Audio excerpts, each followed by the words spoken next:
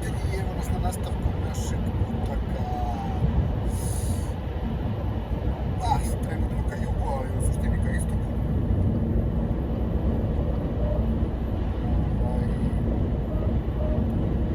Ušli smo ovo isključenje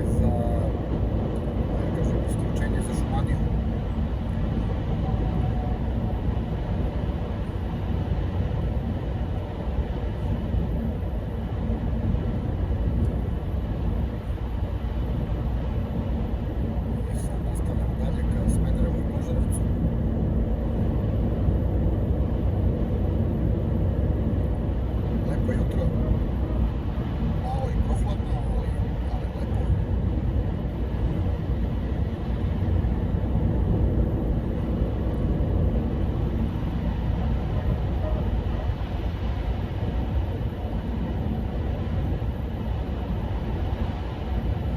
Grocka je nekad bila poznata po proizvodnji voća, ako se dobro sjećam, ne znam da li još uvijek tako.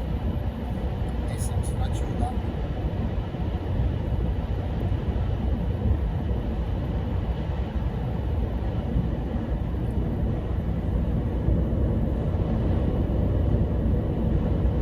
I evo da vidimo od ove točke kakve su distance. Šta kažem? Svašta kažem, da kažemo 190 do Niša, skoro 100 do Kragujevca.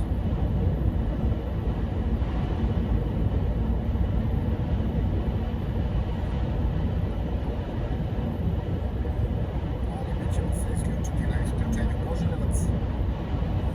Onda ćemo dalje pratiti dosta dobar, moram da priznam, progres radova na izgradnji brze saobraćajnice koja vodi do Golubca. U prvoj fazi, a kasnije i dalje do Negotina i Kladova.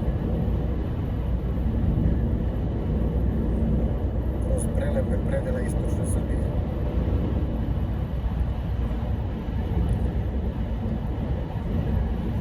Ova prva sekcija od autoputa do Požarevca se nekako najviše uznapredovala. Mislim da je bukvalno sve su peglali, mislim da je samo ostalo da se prezvuku par slojeva asfalta, kako to već ide. I ja verujem čak da će to da se završi na ove godine. Sekcija do Požarevca posle odvajanje za Đerdap. I tu dosta dobro napreduju, ali toga nisu baš došli da može da se asfaltira, ali moram da priznam, nikad nisam video u Srbiji da se neki put radi ovakvom brzinom.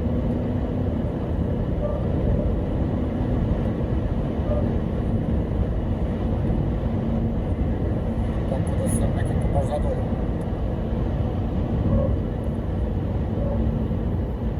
Ali uskoro ću to vidjeti i sami. A ovo je mesto Vodanj. Kad nisam bio, sad nešto privlači da ga posjetim, čisto da vidim zašto se zove Vodanj, a možda ću malo da iščitam na internetu.